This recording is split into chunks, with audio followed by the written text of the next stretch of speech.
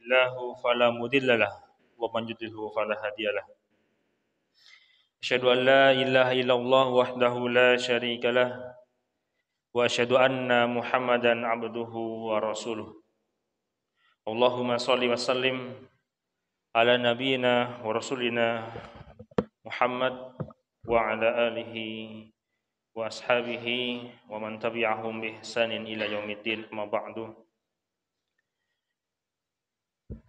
Kita bersyukur kepada Allah Subhanahu wa taala atas segala nikmat yang Allah telah berikan kepada kita, terutama nikmat kesempatan, kesehatan serta hidayah yang Allah berikan kepada kita. Semata-mata nikmat-nikmat tersebut kita pergunakan sebagai modal kita untuk dapat beribadah kepada Allah Subhanahu wa taala dan meningkatkan keimanan dan ketakwaan kita kepada Allah Subhanahu wa taala sebagai bekal kita di akhirat kelak. Bapak Ibu jamaah salat subuh rahimanillah. Kita sebagai hamba Allah Subhanahu wa taala yang beriman kepada Allah Subhanahu wa taala, mengimani akan takdir Allah Subhanahu wa taala. Karena keimanan kita kepada takdir yang Allah berikan kepada kita, kita rasakan, yang kita alami di dunia ini merupakan keimanan yang sangat harus diperkuat di dalam diri kita. Karena sejatinya beriman kepada takdir Allah Subhanahu wa taala merupakan salah satu pilar atau kunci utama dalam kita kehidupan kita di dunia ini. Karena Allah Subhanahu wa taala telah berfirman dalam surat Al-Furqan ayat kedua, "Wa khalaqa kulla syai'i faqaddarahu taqdira."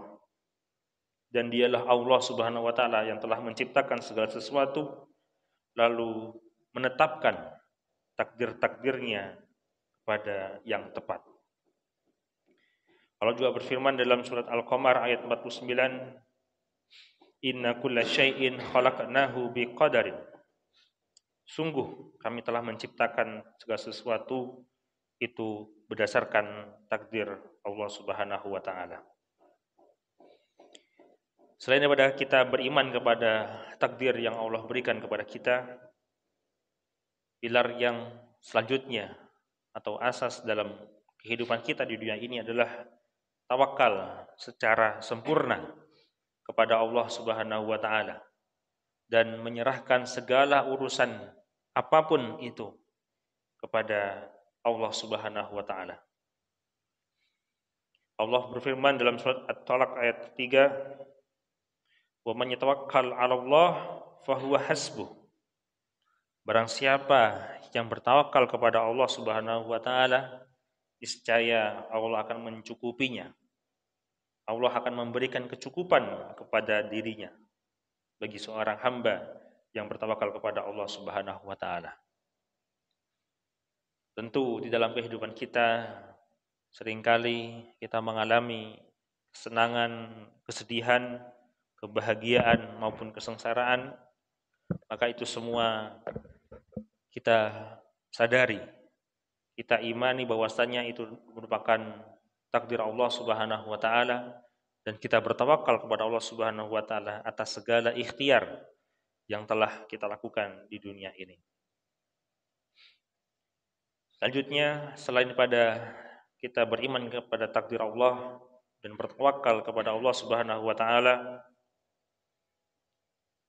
yang ketiga adalah pilar di dalam kehidupan kita, yaitu kembalinya diri kita semata-mata kepada Allah Subhanahu wa taala. Maka ada satu kunci tatkala kita kembali kepada Allah Subhanahu wa taala, meninggalkan dunia ini dan melanjutkan kepada alam-alam selanjutnya yang mana akhirnya akan berujung pada alam akhirat yang kekal abadi selamanya. Maka termasuk kita sebagai umat Muslim yang beriman kepada Allah Subhanahu wa taala selalu meyakini akan adanya hari akhir. Dan sebelum itu datang, sebelum kita dicabut oleh Allah Subhanahu wa taala nyawa kita, maka kuncinya adalah bertaubat kepada Allah Subhanahu wa taala. Allah berfirman dalam surat Ar-Rum ayat ke-41, "Zuharul fasadu fil barri wal bahr bima kasabat aydin nas." Telah tampak kerusakan di laut, di darat maupun di laut karena perbuatan tangan manusia. Liyuziqahum ba'dalladzi amilu la'allahum yarji'un. Dan Allah menghendaki agar mereka merasakan sebagian dari akibat perbuatan mereka, agar mereka kembali. Tentu kerusakan dunia ini diakibatkan oleh manusia. Karena manusia begitu besar hawa nafsunya, begitu besar keinginannya untuk dapat mengeksploitasi segala apa yang ada di dalam dunia ini. Maka terjadilah kerusakan-kerusakan di darat maupun di dunia. Dan ini adalah merupakan ujian bagi kita tatkala kita merasakan akibat daripada kelakuan daripada manusia itu sendiri. Sebagai misal adanya tanah longsor, adanya banjir, itu disebabkan karena ulah tangan daripada manusia itu sendiri. Dan kita tatkala mendapatkan musibah, ujian, cobaan dari Allah Subhanahu wa taala, maka kita kembalikan diri kita kepada Allah Subhanahu wa taala. Inna lillahi wa inna ilaihi raji'un. Kita kembalikan diri kita, karena sejatinya diri kita tidak apa-apanya. Karena sejatinya kita di dunia ini bagaikan, kata Rasulullah SAW, bagaikan bersinggah, berteduh di satu pohon dan pergi dari pohon itu kembali. Bapak Ibu jamaah salat subuh rahimanikumullah, selain daripada tiga pilar yang tadi kami sebutkan, yang keempat adalah hendaknya seorang hamba, kita sebagai seorang hamba dari Allah Subhanahu wa taala yang mengaku seorang yang muslim dan mukmin dan selalu berharap untuk menjadi seorang yang muhsin sebagai tingkatan tertinggi dalam kehambaan Allah Subhanahu wa taala, kita selalu mengambil sebab berikhtiar semaksimal mungkin. Karena sejatinya ikhtiar itu merupakan usaha kita. Daripada kita berpangku tangan, berputus asa, maka untuk meningkatkan kualitas keimanan kita kepada Allah Subhanahu wa taala, maka kita diperintahkan oleh Allah Subhanahu wa taala untuk berikhtiar. Sebagaimana firman Allah Subhanahu wa taala di dalam surat Al-Baqarah ayat 195, wa anfiqu fi sabilillah wa la tulqa bi aidikum ila tahlukah. Dan janganlah kalian menjatuhkan diri kalian sendiri ke dalam kebinasaan. Wa ahsinu innallaha yuhibbul muhsinin. Dan terus berusaha untuk memperbaiki diri. Wa ahsinu innallaha yuhibbul muhsinin. Sesungguhnya Allah sangat mencintai orang-orang yang berbuat baik. Berbuat lebih baik daripada hari yang sebelumnya. Berbuat lebih baik daripada bulan-bulan sebelumnya. Berbuat baik daripada tahun-tahun sebelumnya. Ini merupakan bentuk ikhtiar kita sebagai hamba Allah Subhanahu wa taala untuk dapat meningkatkan ketakwaan dan keimanan kita kepada Allah Subhanahu wa taala. Jamaah salat subuh rahimanillah, yang terakhir merupakan pilar dalam diri kita di dunia ini adalah sejatinya kembali kepada pedoman hidup kita, yaitu Al-Quran dan As-Sunnah.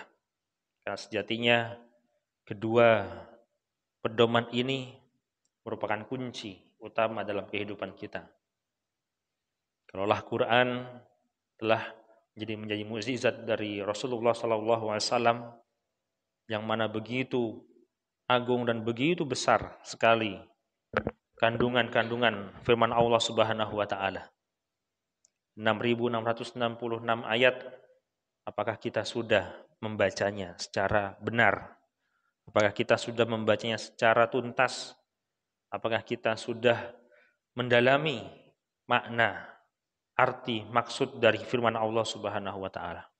Nah, sejatinya kehidupan kita, kehidupan sebelum kita termaktub dalam Al-Qur'an, termasuk As-Sunnah, karena sejatinya hadis dari Rasulullah SAW menjadi pegangan teguh kita dalam kehidupan kita.